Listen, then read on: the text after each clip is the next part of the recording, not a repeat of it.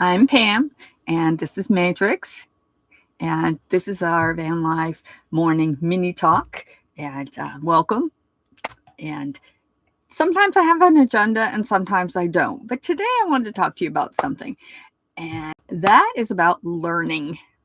Yesterday I was randomly over on Facebook because I don't really go there very often, but I belong to a couple of groups over there that have the same kind of van that I do, or in the same line. Like mine's a coachman, and they have some kind of a coachman van, like Gallerias, for instance.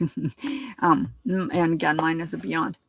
So I was over there and I was reading the comments on one of the pages that I was on, and there was this lady on there that was posting, and these are groups that help each other.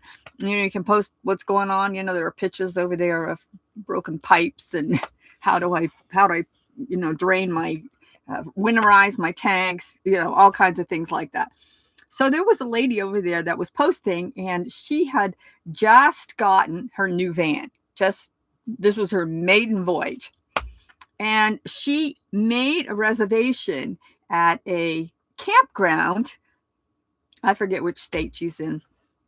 At a campground for over Christmas. And this was something really special for her.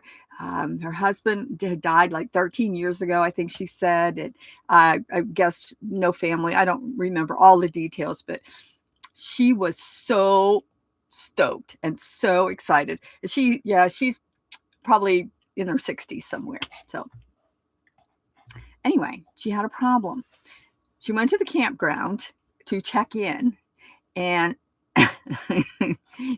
they had all these rules, like how long you can have a rig in there, fifth wheels, and so forth. And some of those campgrounds have those, and they're real reasons because they just don't have room for those. But they had another rule, and a lot of them have these now, trying to keep riffraff out, like car campers and schoolies, and I'll never understand that. But your rig can't be more than 10 years old. So again, hers was, I don't know, 18, 20 feet. So that was fine. And it was brand new. So it was in that guideline.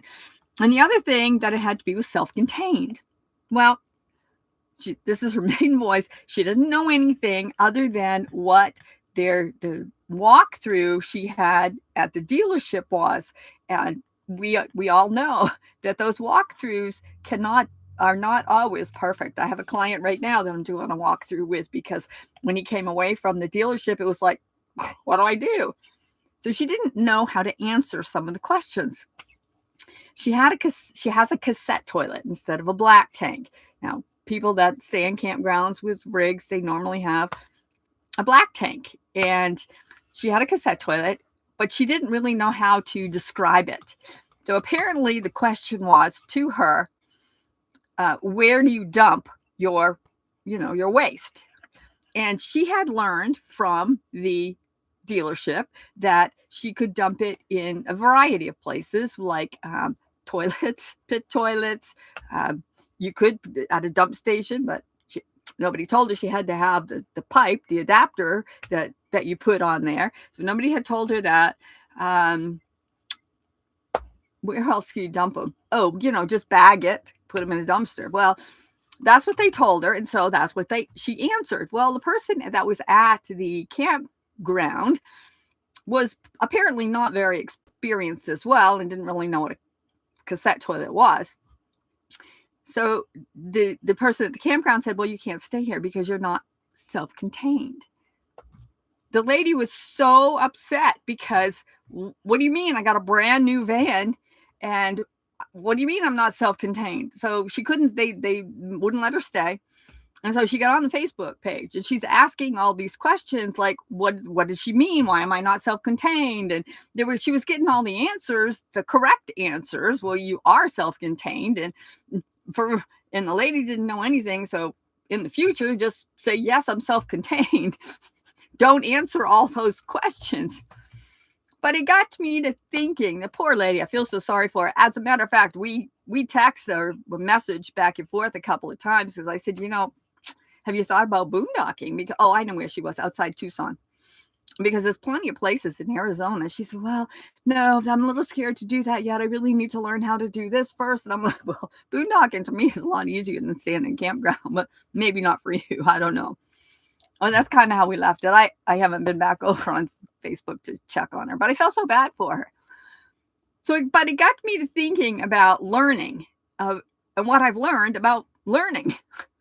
And when I moved in my van, I was a lot like her. I had no idea what anything was. I knew I wasn't going to stay in campgrounds though, because a big reason was I couldn't afford to.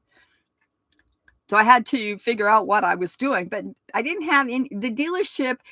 It was kind of a rush job. I found the van. I wanted to leave right away. And everything is figure outable, I figured. So, but they tried to give me some instruction, and it kind of went in and came out. Like, for instance, the first time I actually did stay at a campground because I couldn't find a place to boondock. It was up in Denver area. And it was actually in Colorado Springs, but there was a little campground there. So I went in to stay. And so the lady came out. I'm like, okay, so, she showed me where to park. So I went and parked, and she said, do you need power and water? And I'm like, well, so she had to show me. I had my power cord that came with the van. I had my power cord. She showed me how to plug it in and how to make it work. So I had that. So finally, I'd had the van for several months before I actually plugged in. So this was something that I learned. Now, I also, in my past life, I was never very teachable because I just knew I knew everything. But after I moved into a van, I got all kinds of things going on that I didn't know anything about. Do I wish that I had somebody to teach me? In hindsight, I do, because I've learned from the school of hard rocks here. Matrix is, he's gonna have a nap. You're gonna have a nap, baby. The two things that you do have to be, though, is you have to be teachable and you have to be curious. You have to want to learn. The one thing that I'm still a little flamboozled about is electricity. I can't quite get that. But I have learned so many other things that I had to learn, where things were, how to fix this, how to fix that, how to do that, how to when I need to go get help and when I can figure it out myself, when to watch YouTube, when to call tech support, all of the things. And another thing to go along with that is, this lady was totally panicked. I have learned not to panic. Because, again, as Marie Forleo says, everything is figure outable one way or another. It is. So I have learned a lot. I carry all the tools that I can find that I think I might need. And if I have some kind of a situation and I don't have the right tool, I get the right tool. My father always taught me, if you have the right tools, anything is easier. Everything is easier if you have the right tools. So this lady is stranded. I don't know what's going to happen. I don't know if somebody in the group is going to call a campground maybe and talk to them or whatever.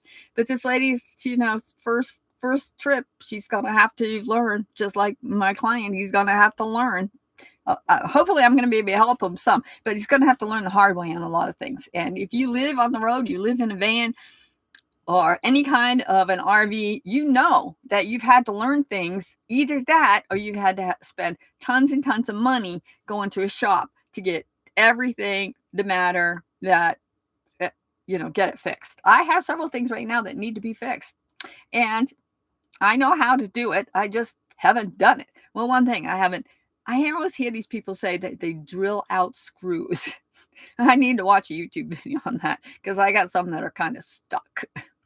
But anyway, what I've learned about learning is that you do have to be teachable and you do have to be curious. Those two things. And now that we have the internet and all of the things that we can search for, is a whole lot easier than it was even 6 years ago when I moved into my van. So anyway, that's it for today. Thank you so much for joining me. And I hope you are teachable too, and you are curious. And please just pray for this lady. I don't know what's going to happen with her. We'll see you next time.